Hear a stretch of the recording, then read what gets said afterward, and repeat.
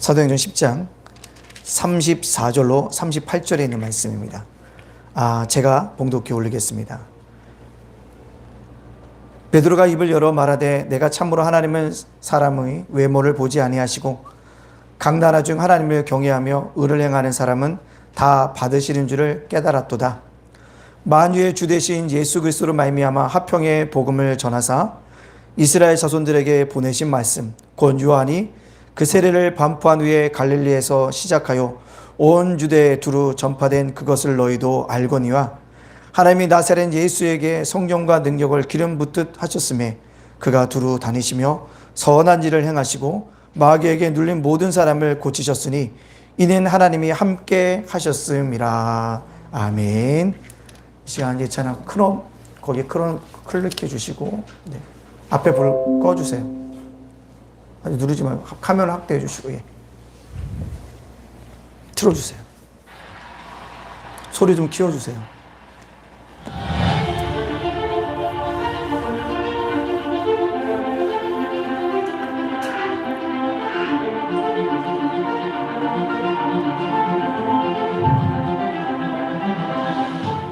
하나님을 고개 숙인 당신의 영혼이 다시 일어서기를 원하시니 나를 고치소서. 그리하면 내가 낫겠나이다. 여러분, 환경은 더 악화됐지만 하나님께서 그 환경을 뚫고 나갈 수 있는 능력을 주시고 이게 기도입니다. 예수님이 당신 주인이에요. 괜찮아요. 지금 살아가는 게 너무 중요합니다. 하나님 소리를 우리가 누구지? 가르쳐줘. 하나님께서 사용하신다면요, 정말 나무 건물도요 좌우의 날에서 검체를 사용하신다는 것입니다. 성령은요, 말씀과 기도와 헌신으로 준비를 한 사람들만이 받을 수 있는 하나님의 최고의 선물을 낼 것이에요. 저는 교회 안에 많은 사람들이 치유의 하나님을 만날 것 같아요. 주말에 지금 제가 정말 사람들이 모든 힘들었던 모든 위기의 순간들을 하나님께서 다 보여주시면서 그 순간 저는 항상 도와주셨구나. 날마다 주님이 하시는 거를 보면서 주님을 자랑하고 싶은 거예요.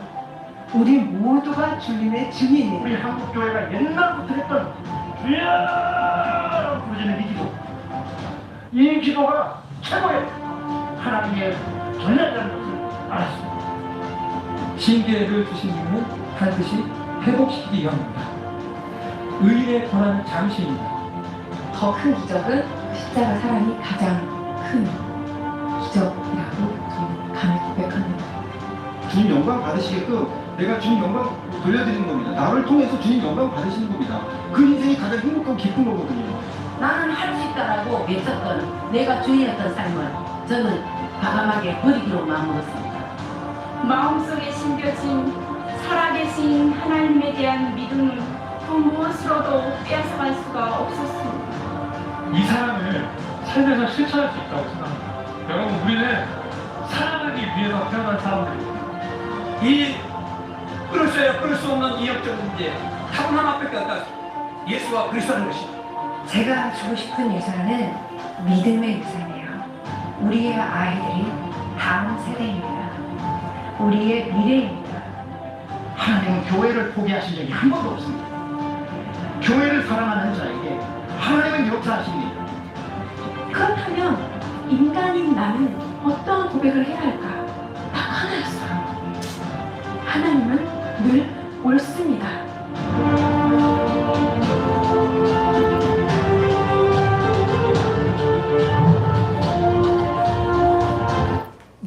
불 켜주셨습니까? 우리 앞뒤 옆 사람을 이렇게 인사해 보겠습니다. 예수님은 나의 주인이십니다. 시작. 예수님은 나의 주인이십니다. 아멘. 인생을 살다 보면 귀한 깨달음이 있습니다. 저는 영상 예배를 좋아하지 않습니다. 그래서 코로나로 인해서 어쩔 수 없이 영상 예배를 드리면서 또 다른 예배의 모습을 보았습니다. 사실 다니엘 기도회가 그 전부터 있었음을 알고 있었습니다. 제가 이 다니엘 기도했던데 큐티집을 2년 반 동안 썼잖아요. 그래서 이 교회에서 계속적으로 저한테 목사님 다니엘 기도회 하시라고 얘기를 했어요. 근데 제가 꺼렸던 이유는 단 한 가지. 뭐 교회가 사이즈가 크고 뭐 자존심 그런 게 아니라 저는 영상 예배를 드린다는 자체가 싫었어요. 그래서 하지 않았습니다. 근데 코로나로 인해서 영상 예배를 드리다 보니까 아, 영상 예배도 또 다른 예배의 모임이구나, 형태구나 라고 깨닫게 되니까 이번에 다니엘 기도를 하게 되어진 것입니다. 그리고요, 다니엘 기도의 생각으로 참석하는 것으로 인해서 제 생각이 굉장히 많이 달라졌습니다. 또 어떤 것이 달라졌냐면 여러 신앙인의 그 간증도 은혜가 된다는 것을 깨달았습니다. 다양한 사람들이 하나님을 만나는 경험을 이야기하는데 은혜였습니다. 물론 제가 여기서 한 가지 짚고 갈 것은 간증보다는 말씀이 우선시 되어져야 합니다. 왜요? 말씀을 통해서 저들이 다 만났기 때문에 간증한다는 겁니다. 간증한다는 말씀을 들어가는 것이 아니라 만남을 만났더니 간증하는 삶을 살았다는 거죠. 그럼에도 불구하고 간증이 뭐였더라? 은혜로웠다라는 것을 깨닫게 되어졌습니다. 온라인 헌금도 마찬가지입니다. 제가 개척할 때마다 주보에 온라인 헌금 실으세요. 목사님, 유튜브에 영상 오를 때마다 온라인 헌금 그 계좌번호 넣으세요 라는 얘기가 수없이 많이 들어왔지만 하지 않았습니다. 그다 최근에 주보에도요, 10월 달에서부터 제가 온라인 헌금 계좌를 넣었고요. 11월 이번 주 수요일 날 지나고서부터 제가 유튜브에도 온라인 계좌를 넣었습니다. 그만큼 저는 온라인 예배에 그 헌금 드리는 것 자체도 저도 별로였습니다. 왜요? 성도들이 헌금은 교회에 와서 드려야지라는 어떤 제 생각이 있었기 때문에 그렇습니다. 근데요, 필요에 따라서 이런 코로나 시대에 뭐가 필요하겠구나? 온라인 헌금도 필요하겠구나 라고 생각합니다. 왜 그럴까요? 우리가 지금까지 살았던 것은 노말이라고 얘기하잖아요. 노말. 아까도 이 권사님이 기도하시면서 옛날에 일상이라고 얘기했지만 그 일상으로는 이제 앞으로 뭐 할 것이다? 되돌아가지 못할 것이라는 거죠. 그래서 코로나의 이후에 포스트 코로나의 가장 큰 떠오르는 핵심 단어가 뭡니까? 뉴 노말. 새로운 일상을 전개해 나갈 것이다라고 얘기하고 있다라는 것입니다. 요즘에 마셀비가 쓴, 로젠버그가 쓴 비폭력적 대화라는 것을 읽고 있는데요. 나의 이야기가 남에게 폭력이 될 수 있다는 것을 깨닫게 해주고 있어요. 아, 욕하구나 하는 것이 남에게 폭력적 언어가 있을 수 있는데 나의 이야기를 하는데 남에게 뭐가 될 수 있다고요? 폭력적 대화가 될 수 있다는 책을 읽으면서 많은 것들을 내가 뭐합니까? 깨닫게 되어지는 것을 볼 수 있습니다. 여러분은 어떻습니까? 인생을 살다 보면 뭔가 깨달음이 있지 않습니까? 인생을 살다 보면 새로운 깨달음, 내가 여태껏 그렇지 못했는데 아, 이런 사람도 있구나라는 걸 깨닫는 것은 없으십니까? 깨달음이 있다면 뭐합니까? 우리는 실천해야 한다는 것입니다. 오늘 본문에 등장하는 베드로가 있습니다. 예수님의 수제자입니다. 예루살렘 교회 수장입니다. 기적을 일으킨 사람입니다. 죽은 자도 살렸습니다. 미물에 앉은 누구도요? 앉은뱅이도 살린 사람이었습니다. 근데 그가 모두가 다 할 것 같은데 오늘 말씀 속에 보니까 뭐였더라? 깨달았다라고 고백하고 있습니다. 깨달았다. 무엇을 깨달았느냐? 오늘 33절과 35절에 이렇게 얘기하고 있습니다. 베드로가 입을 열어 말하되 내가 참으로 하나님은 사람의 외모를 보지 아니하시고 각 나라 중 하나님을 경외하며 의를 행하는 사람은 다 받으시는 줄 뭐하였더라? 깨달았도다. 복음에 대해서 더 이상 깨달을 것이 없을 것 같은 베드로가 깨달았다라고 고백하고 있다는 것입니다. 베드로가 무엇을 깨달았습니까? 하나님은 외모가 아닌 뭘 보신다? 중심을 보신다는 겁니다. 여기서의 외모는 우리의 얼굴 형태를 의미하는 것이 아닙니다. 여기서 외모라는 것은 유대인과 이방인을 구분하는 그의 마음, 그게 외모였습니다. 즉 이방인에 대한 편견을 의미하고 있습니다. 이방인들은 구원받지 못해 개들이야, 돼지야, 상종하지 말아야 될 그런 생각들을 누가요? 베드로가 가지고 있었다는 것입니다. 근데 깨달은 것이 무엇이냐? 이방인에게도 뭐요? 구원의 길이 열려져 있구나. 이방인일지라도 하나님을 경외하며 의를 행하는 사람은 구원받을 수 있구나. 이것을 뭐합니까? 새롭게 깨달았다고 고백합니다. 뭘 깨달았을까요? 하나님을 향한 이방인의 마음들을 깨달았다는 사실입니다. 베드로는 이전까지 유대인만 구원받을 수 있다고 생각했습니다. 이것이 편견이라는 것을 깨달았다는 것입니다. 이런 깨달음은 엄청난 것이었다는 거죠. 자, 이 깨달음의 중심에 누가 있을까요? 예수 그리스도가 있습니다. 깨달음의 중심은 예수 그리스도였습니다. 이번에 정말 많은 20명, 어제까지 합하면 29명의 간증자가 다니엘 기도에서 했는데 제 가슴에 가장 많이 도전을 주었던 자매는 정윤선, 윤선 디자이너 대표였습니다. 그의 깨달음이 정말 놀라운 깨달음으로 저에게 다가왔습니다. 그렇구나. 그녀에게 닥친 모든 고난을 뭘로 봤냐면 하나님의 공의의 관점으로 봤더니 그가 고백하는 것이 아까도 영상 속에도 나왔지만 하나님은 늘 옳습니다. 하나님은 늘 옳다라고 고백하고 있다는 것입니다. 그 깨달음을 얻기까지 그녀가 예수님을 얼마나 많이 묵상하고 깨닫고 도전받았을까 생각하니까 뭉클해요. 뭉클합니다. 여러분은 예수 그리스도를 어떻게 알고 계십니까? 오늘 우리 베드로가 선포한 말씀을 중심으로 예수 그리스도가 누구신가를 우리가 묵상하고 살펴봄으로 말미암아 예수 그리스도와 함께 믿음의 여정을 살아가는 우리 모두가 되어지기를 간절히 소원합니다. 첫째로요, 예수 그리스도는 누구실까요? 예수 그리스도는 만유의 주이십니다. 만유. 이 만유라는 것은요, 모든 것, all, every라는 뜻을 가지고 있습니다. 세상에 존재하는 모든 것에 뭐라고요? 주인이 되신다라는 뜻이 만유의 주라는 뜻입니다. 모든 것이 주인인 거예요. 내 삶의 주인도 누구라고요? 주님이십니다. 우리 교회의 주인도 누구라고요? 주님이시라는 것입니다. 내 가정의 주인도 누구시라고요? 주님이시라는 것입니다. 내 인생의 주인도 누구라고요? 주님이시라는 것을 깨닫게 해주고 있다는 것입니다. 오늘 베드로는 그런 주를 우리에게 소개하고 있다는 거죠. 몇 절에요? 36절에. 36절 한번 우리 다 같이 한번 조그만 소리라도 한번 같이 읽도록 하겠습니다. 시작. 만유의 주 되신 예수 그리스도로 말미암아 화평의 복음을 전하사 이스라엘 자손에게 보내신 말씀. 만유의 주. 만유의 주. 예수 그리스도가 모든 것에 모여 주인이셨다는 것입니다. 유대인의 주인도 예수님이셨고 이방인의 주인도 예수님이셨다는 것입니다. 내 인생의 주인도 누구였다고요? 예수님이셨다는 것입니다. 어떤 사람이 가득 술을 먹고 건물과 건물 사이에 추락해서 스스로가 장애인이 되어졌습니다. 그 형제가 뭐라고 고백하지 않습니까? 내 인생의 주인이 예수님이시라고 고백합니다. 그러면서 사랑하기 위해서 태어난 존재라고 외치고 있습니다. 그래서 위라클이라는 장애인들에게 꿈과 희망을 던져주는 유튜브로서 사랑한다는 박이 형제의 간증이 있었습니다. 술을 먹고 추락해서 전신마비가 되었음에도 불구하고 사랑하기 위한 존재라고 고백했다는 것. 쉬운 고백일까요? 시네라 집사가 나왔어요. 자녀를 키울 때 내가 내 자녀 내가 그렇게 키웠다는 거죠. 그러면서 뭐 할 때 깨닫답니까? 어느 순간에 자녀의 주인은 내가 아닌데 예수님이신데 라고 맡겼더니 뭐요? 하나님께서 그를 키우신다고 고백하고 있었습니다.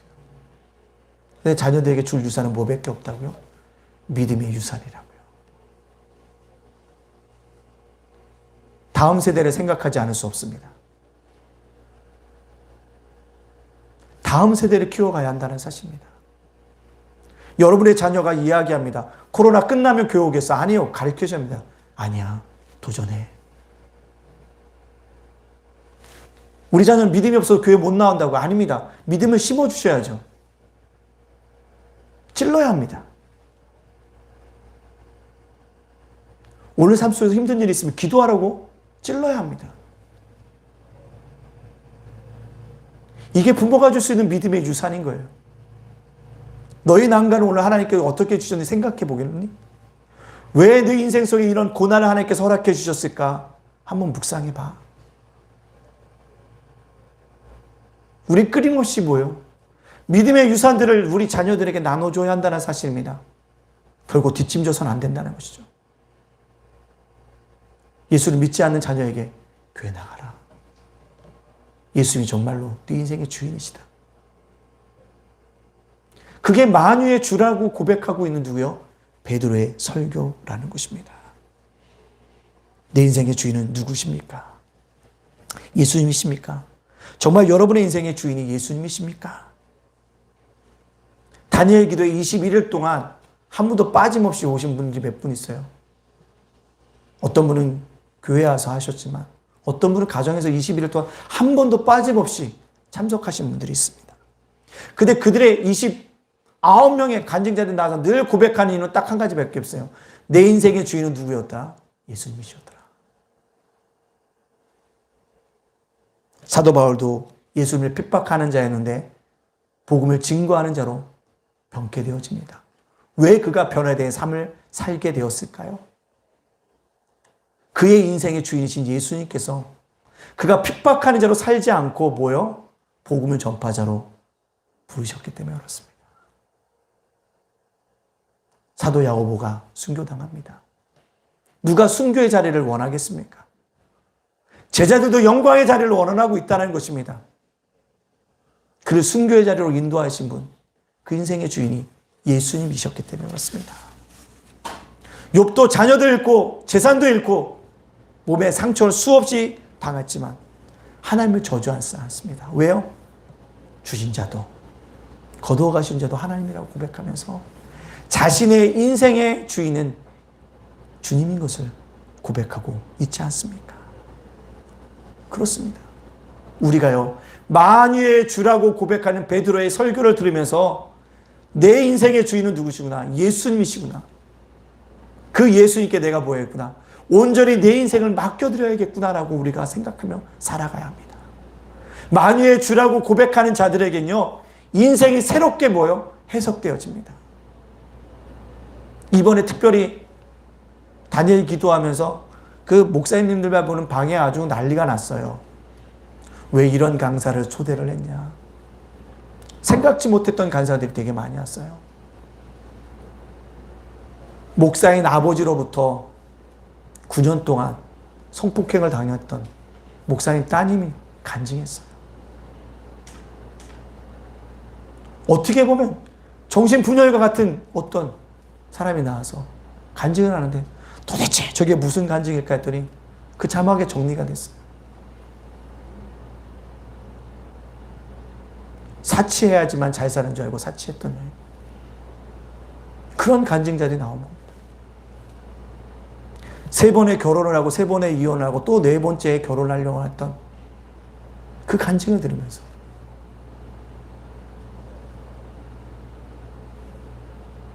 근데 놀라운 건요, 그런 연약한 자도 쓰시더라고요. 성결교 신학교를 다니면서도 술집에서 일했던 한 여인의 간증도 나왔어요. 굉장히 충격적인 간증들이 많이 나왔습니다. 근데요, 그들을 변화시킨 건 누굴까요? 주님이십니다. 그가 새롭게 그런 인생들을 뚫고 주님 앞에 설 수 있도록 인생을 새롭게 해석할 수 있었다는 것입니다. 그 이유가 무엇일까요? 바로 만유의 주이신 주님을 고백했기 때문에 그렇습니다. 저와 여러분들도요, 뭐요? 만유의 주를 고백해야 합니다. 그럴 때 우리 인생이 뭐요? 달라질 수 있습니다. 만유의 주님이요, 오시니까 어떻게 되어집니까? 36절에 이렇게 얘기하고 있습니다.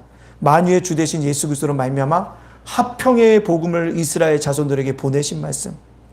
그렇습니다. 만유의 주로 인해서 이 땅에 뭐가 임한다고요? 화평의 복음이 임하게 된다는 사실입니다. 예수 그리스도가 임하는 곳에 진정 화평과 뭐요?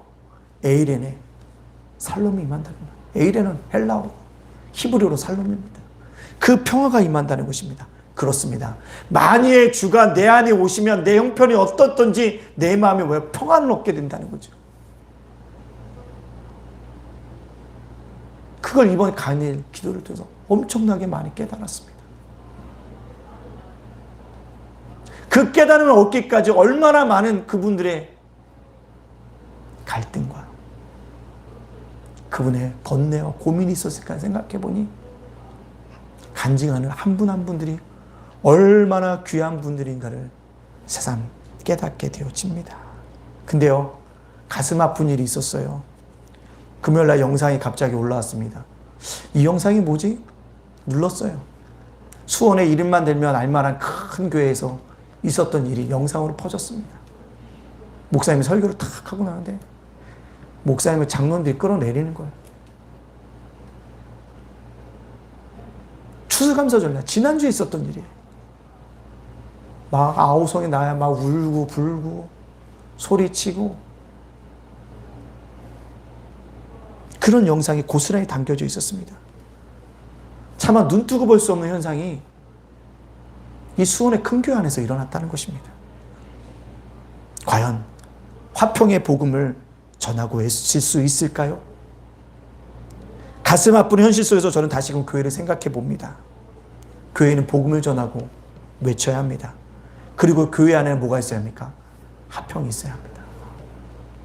잘잘못을 따지기 전에 추수감사절에 함께했던 수많은 다음 세대들 또는 함께했던 성도들 얼마나 무거운 마음으로 교회의 문을 나섰을까 생각해 보니까 아직도 그들이 뭐요? 만유의 주가 그들의 인생을 고백하지 않았기 때문에 그런 인생이 나타난다라고 생각되어집니다. 그렇습니다. 여러분, 우리가 만유의 주라고 한다면 우리는 합평해야 될 줄로 믿습니다. 그 합평은요, 내 마음도 합평해야 돼요. 되는 것이 없어도. 새롭게 인생을 해석해야 된다는 거죠.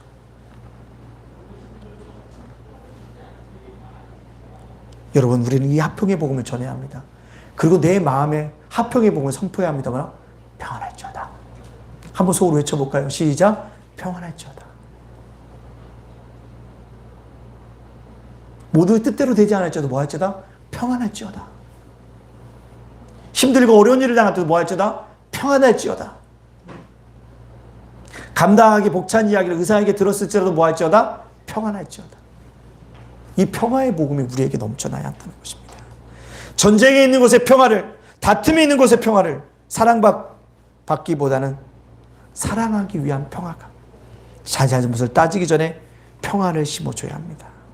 이 평안이 넘치기 위해서 복음의 확고한 심지를 심어야지만 내 마음이 평안하다는 것입니다. 37절에 우리 뭐합니까? 평안의 복음을 전하고 얘기하고 있지 않습니까? 30절에 고은 요한이 그들의 세례를 반포한 후에 갈릴리에서 시작하여 온 유대에 두루 전파된 그것을 너희도 알거니와 전해야 한다는 것입니다. 베드로도 만유의 주를요, 합평의 복음의 역사를 유대인서부터 세상 방광국으로 흘러보내야 한다는 것입니다. 사랑하는 예단 가족 여러분들, 여러분의 인생의 만유의 주 대신 예수님을 고백하고 있습니까? 그렇다면 이제부터 여러분 마음속에 화평이 넘쳐나야 한다는 것입니다. 그리고 평화의 메신저로서 우리가 뭐합니까? 그 복음을 전하고 증거한 자로 살아가야 합니다.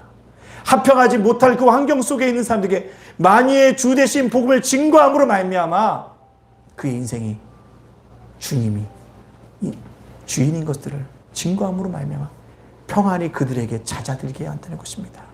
누구에게 화평의 복음을 전해야 될까요? 이사야서 9장 2절에 이렇게 얘기하고 있습니다. 또 흑암에 행하던 백성의 큰 빛을 보고 사망의 그늘진 땅에 거주하던 자들에게 빛이 비추도다. 아멘. 흑암에 행하던 자들에게 복음을 증거해야 합니다. 사망의 그늘진 곳에 앉아있는 자들에게 만유의 주 대신 화평의 복음을 증거해야 합니다. 우리 모두 만유의 주 대심을 고백했다면 만유의 주로부터 오시는 이 화평의 복음을 사망의 그늘에 앉은 자들에게, 흑암 중에 앉아있는 자들에게 담대하게 선포할 수 있는 우리 믿음의 백성들이 되어지기를 간절히 소망합니다. 그리고 여러분들 마음속에도 외치세요. 내 인생의 주인은 주님이시다. 근데 나의 뭐가 화평할지어다. 주님이 주시는 평안이 여러분 속에 가득 차 넘쳐나기를 주님의 이름으로 축복합니다. 두 번째로요. 예수님은 누구십니까? 예수님은 바로 나사렛 예수이시라는 사실을 꼭 깨달아야 합니다. 오늘 38절 말씀 우리 다 같이 한번 읽어볼까요? 38절입니다. 우리 작은 목소리로 우리 한번 읽어보겠습니다. 시작. 하나님이 나사렛 예수에게 성령과 능력을 기름 붓듯 하셨음에 그가 두루 다니시며 선한 일을 행하시고 마귀에게 눌린 모든 사람을 고치셨으니 이는 하나님이 함께 하셨음이라. 아멘.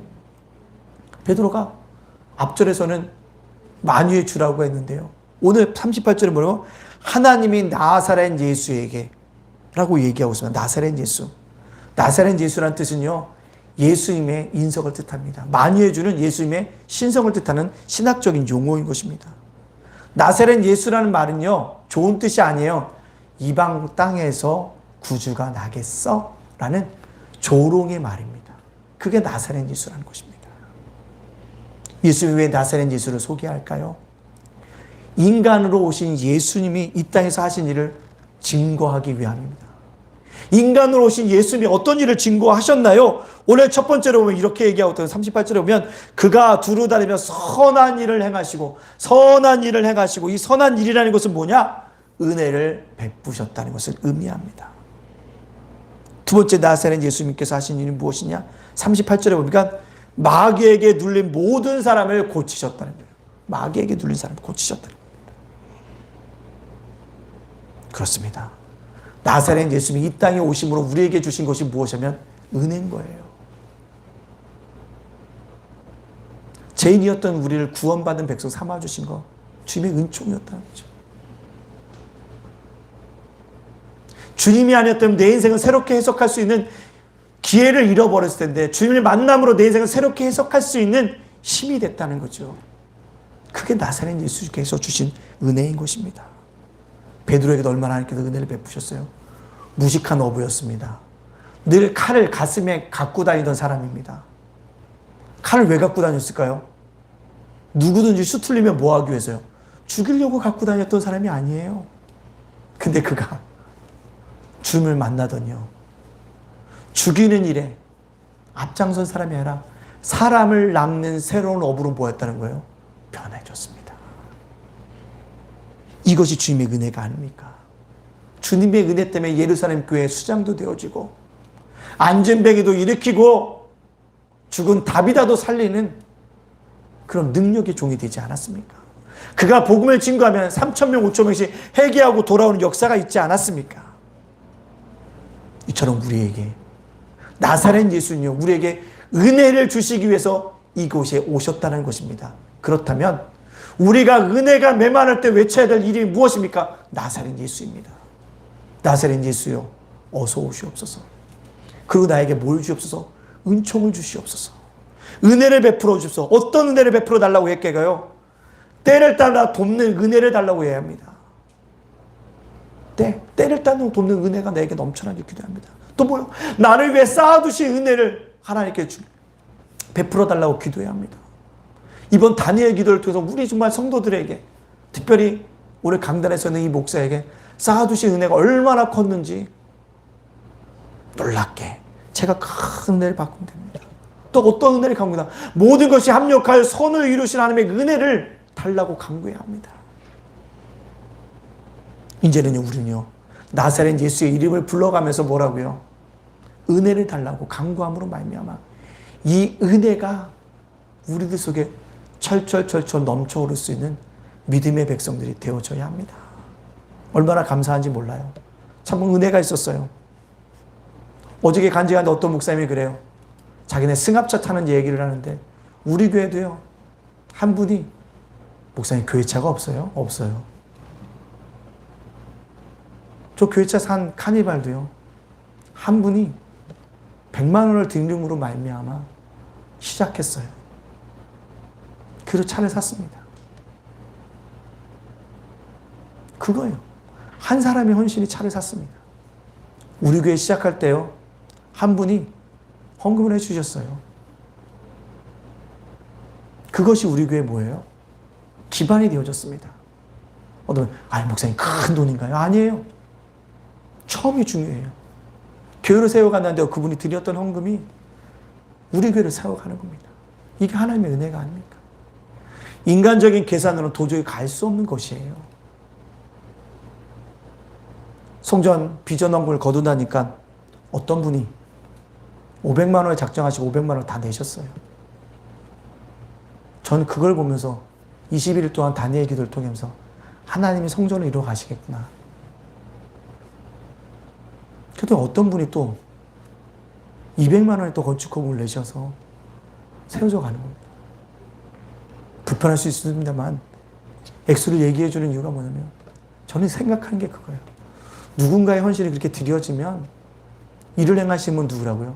하나님이시기 때문에 그 은혜가 있다는 것입니다.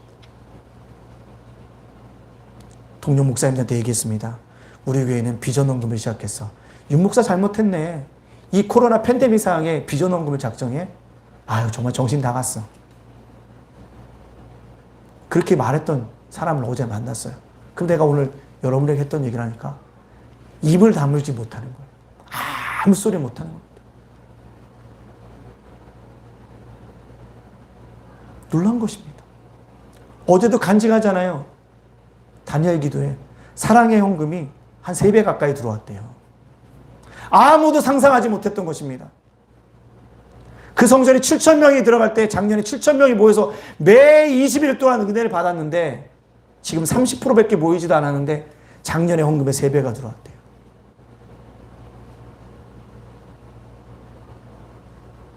하나님이 하시는 일이 그렇다는 것입니다. 인간의 계획으로는 안 될 거야. 되겠어? 근데 하나님이 하신다는 거죠. 그게 하나님이 하시는 일이에요. 그럴 때마다 뭘 느낍니까? 하나님은 살아계시구나. 작년에 7,000명이 모였는데 올해는 30%도 밖에 안 모였는데도 놀라운 은혜가 있더라는 것입니다. 여러분 지금도 주님은 우리에게 은혜를 베풀고 계시고 있습니다. 그 은혜를 누려야 뭐하는 자가 되냐? 누리는 자가 되어져야 한다는 것입니다. 정윤선 디자인 하나님 만난 하나님이 이렇게 간증하잖아요. 하나님은 늘 옳습니다. 친엄마가 버리고 계모가 들어와서 매일같이 때리고 손에 잡은 것이 완전히 꺾어질 때까지 때렸는데 그 자매가 고백하니까 그렇게 맞았던 이유가 뭐냐면 내가 여기서 엄마한테 화내면 다시 나를 버릴 것 같고 아빠를 버릴 것 같고 아빠와 자식, 엄마의 연결된 고리가 자기가 돼야겠다 생각해서 그 모진 고난을 다 참았대잖아요. 신학교 다니는데 술집에 넣고 좋아하는 남자가 있으니까 문을 잠궜대잖아요. 야, 너 저 손님 잘못이라고. 문을 잠그고 간 엄마였대요. 그 얘기 듣는데 충격이었습니다. 아무리 자기 친딸이 아니더라도 그 딸 좋아한다고 술집에 바깥에도 문 잠그고 둘이 알아서 하라고 가는 엄마.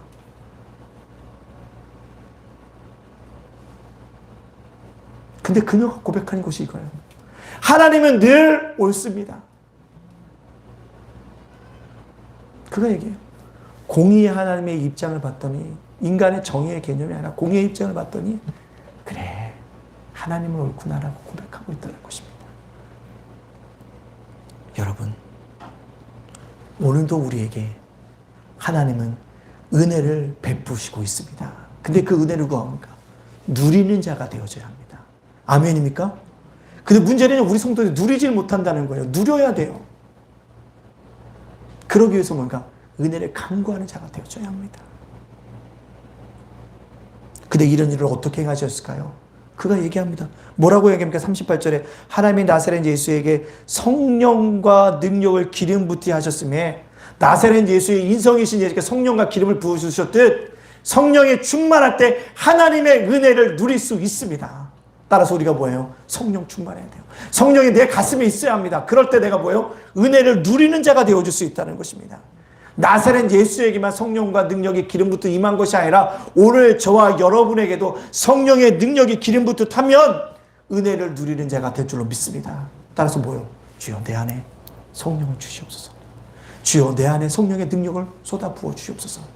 그럴 때 하나님께서 주시는 은혜를 누리는 자가 되어줄 줄로 믿습니다. 이제 예수님 누구십니까? 나사렛 예수십니다. 우리에게 은혜를 주시는 것이고 은혜를 누리게 하시는 분이라는 사실을 꼭 깨닫고 그 나사렛 예수와 함께 은혜를 강구하고 강구한 대로 그 은혜를 누리시는 믿음의 백성들이 되어지기를 간절히 소원합니다. 초대교회에 크리소스톰이라는 설교학의 대가인 귀한 목사님이 있었습니다. 그 목사님이 복음을 증거하니까 로마 황제가 잡아가지고 감금시킵니다. 어디요? 독방에 넣습니다. 독방에 넣으니까 크리소스톰이 무릎 꿇고 기도합니다. 목사님, 하나님 조용한 곳에서 기도할 수 있도록 해주시니 감사합니다. 이 얘기를 들었더니요, 로마 황제와 그 신하들이 화가 나서 뭐합니까? 흉악한 제수 드리는 대로 밀어 놓았대잖아요. 그랬더니 뭐라고요? 그분이 이렇게 기도했답니다. 하나님 흉악한 제수들에게 복음을 증거케 하시니 감사합니다라고. 만나는 흉악자들에게 뭐예요? 복음을 증거했다는 거죠. 이 소식을 듣던 로마 황제가 뭐합니까? 당장 그놈 죽여라. 죽으려고 사형장에 탁 섰더니요, 그분이 그렇게 기도했대잖아요. 하나님, 성도들 중에 가장 중요한 게 순교인데 순교의 자리를 허락하여 주시니 감사합니다라고요. 그 얘기를 들으니까 로마 황제가 어떻게 해요? 화가 나가지고 안 되겠다. 저 외딴 섬에다 갖다 버려라 그랬대잖아요.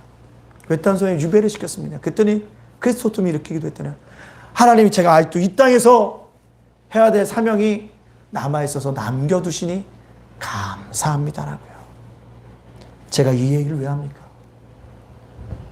믿음의 눈을 가지고요, 내게 닥친 인생을요 새롭게 해석하면 내게 뭐가 된다? 은혜가 되어집니다. 그 은혜를 누려야 한다는 것입니다. 예수님이 만유해 주신 나사렛 예수로 삶을 살아가는데 우리가 어떻게 그리스도인으로 살아가야 할까요? 바로 로마서 14장 8절에 있는 말씀입니다. 우리가 살아도 주를 위하여 살고 죽어도 주를 위하여 죽나니 그러므로 사나 죽으나 우리가 누구의 것이로다? 주의 것이로다. 여러분, 사나 죽으나 주를 위해 살아갑시다. 주 안에서 인생을 새롭게 해석합시다. 그러면 우리 인생은 달라집니다. 복음으로 결론한 인생은 결코 문제와 사건 앞에 무너지지 않습니다. 모든 것을 협력하여 이루시는 하나님의 은혜가 우리에게 폭포수와 같이 넘쳐나게 되어질 것입니다. 이번 한 주간도 믿음의 도전을 감당합시다. 만유의 주 되신 것을 선포하고 나사렛 예수를 통한 그 은혜를 간구함으로 말미암아 오늘도 하나님께서 우리 쌓아두신 그 은혜를 충만하게 누리시는 믿음의 예담교인들 다 되어줘서 은혜의 누림이 여러분에게 축복이 되어지는 그 삶을 맛보는 저와 여러분, 믿음으로 도전하는 한 주간이 되어주시기를 주님의 이름으로 축복합니다. 아멘. 기도하겠습니다. 우리 기도할 때 주님, 그렇습니다. 오늘 우리에게 은혜를 내려 주시옵소서. 세상에 줄 수 없는 은혜를 우리에게 허락하여 주셔서 나사렛 예수로 주신 그 은혜로 말미암아 때를 따라 돕는 은혜, 쌓아두신 은혜, 모든 것이 합력하여 선을 이루시는 그 은혜를, 또는 악을 선으로 바꿔주시는 그 은혜를 내가 누리면서 살아가게 하여 주시옵소서라고 이 시간에 주신 말씀을 기억하며 우리 결단의 기도를 올리며 담대히 나가도록 하겠습니다. 함께 기도하겠습니다. 사랑의 하나님 감사합니다. 은혜의 하나님 감사합니다. 은혜를 누리는 자가 되어야 합니다. 은혜를 누리는 자가 되어야 합니다. 그러기 위해서 내가 은혜를 간구할 수 있도록 인도해 주시고, 하나님의 은혜를 간구할 때 그 은혜가 내게 폭포수같이 임하여 주므로 말미암아 때를 따라 돕는 은혜가, 쌓아두신 은혜가, 모든 것이 협력하여 손을 이루시는 하나님의 은혜가, 악을 손으로 바꾸시는 하나님의 은혜가 우리 속에 충만하게 임하여 줄 수 있도록 인도하여 주옵소서. 인생의 은혜 가운데서 새롭게 해석하여 주므로 말미암아 아버지 쌓아두셨던 그 놀라운 은혜, 협력하여 서로 하나님의 은혜를 날마다 우리에게 경험할 수 있는 아름다운 믿음의 백성, 믿음에서 나아갈 수 있도록 하나님께서 할 것이고 인도하여 주시는 아버지 귀한 역사가 일어날 수 있도록 주께서 할 것이고 주께서 인도하여 주시는 아름다운 은혜의 역사가 나타날 수 있도록 인도하여 주시옵소서. 때로는 우리가 이해되지 못한 상황 속이라도 그가 고백했던 것처럼 그녀가 고백했던 하나님은 늘 옳습니다라고 고백할 수 있는 믿음의 백성들, 믿음의 사람들 다 되어줄 수 있도록 하나님 우리 붙드시고 우리를 인도하여 주시옵소서. 감사드리며 예수님의 이름으로 축복하며 기도합니다. 아멘. 두 번째로 기도하겠습니다. 우리 12월 3일날 우리 김시우, 김광태 집사님, 이영재 집사님 아들 시우가 시험을 봅니다. 주님 도와달라고, 함께 해달라고, 지금까지 잘 공부했는데 잘 준비해서 아름답게 시험 칠 수 있도록 하나님께서 그에게 허락해달라고 우리 시우를 위해서 이 시간에 합심해서 기도하도록 하겠습니다. 사랑의 하나님 감사합니다. 우리 김시우가 아버지 하나님 정말로 아버지 이번에 아버지 수능 시험을 보게 됐습니다. 아버지 지금 잘 3년 동안 달려왔는데 아버지 잘 정리해서 아름답게 아버지 수능 시험 잘 볼 수 있도록 하나님께서 허락하시고 인도해 주시는 은혜가 있기를 원합니다. 지금까지 준비했던 실력이 다 드러나게 하여 주시고 아버지 실력보다 아버지 감주셨던 것보다 높지 않도록 하나님께서 허락하여 주시는 귀한 역사가 일어날 수 있도록 하나님께 도와주시고 인도하여 주시는 귀한 역사가 있기를 원합니다. 노력한 만큼의 아름다운 결과 아버지 하나님께서 돌려 주시는 귀한 역사를 경험하여 주실 수 있도록 하나님께 도와주시고 인도하여 주시는 귀한 역사가 귀한 아들 속에 남되게 하여 주셔서 아리 건강도 지켜주시고 아프지 않도록 인도하여 주시고 코로나도 걸리지 않도록 인도하여 주시고 아리 어려움 당하지 않도록 이겨내 주시는 아름다운 역사 일어날 수 있도록 하나님께 인도하여 주시는 귀한 역사 일어날 수 있도록 주께서 인도하여 주시는 아름다운 은혜 역사 일어날 수 있도록 주께서 인도하여 주시는 귀한 역사 있게 하여 주시옵소서. 감사드리며 예수님의 이름으로 기도합니다. 아멘. 세 번째로 기도할 것은 예담교회 부흥과 예담 제가 복지센터를 위해서 기도해 주시고요. 작은 도서관에 주님의 음촉이 넘치게 해달라고 이 시간 다시 한번 합심해서 기도하겠습니다. 사랑의 하나님 감사합니다. 아버지 하나님 우리 교회를 아버지 기억해 주시고 우리 예담교회 남편하고 성장하는 아름다운 교회가 될 수 있도록 주께서 하시고 인도하여 주셔서 아버지 하나님 역사 일어나기 때문에 하나님께 일하시는 귀한 역사 일어날 수 있도록 인도하여 주시기 원합니다. 아버지 예담 복지센터도 주님께서 함께 해주시고 작은 도서관에도 주님께 해주시고 아버지 주의 음촉이 넘쳐나는 귀한 역사 일어날 수 있도록 주께서 인도하여 주시는 아름다운 은혜 역사 일어날 수 있도록 주께서 인도하여 주시는 아름다운 은혜 역사 일어날 수 있도록 주께서 인도하여 주시는 귀한 역사 일어나기 원합니다. 하나님께 도우시고 인도하여 주시는 겸을 가게 나타날 수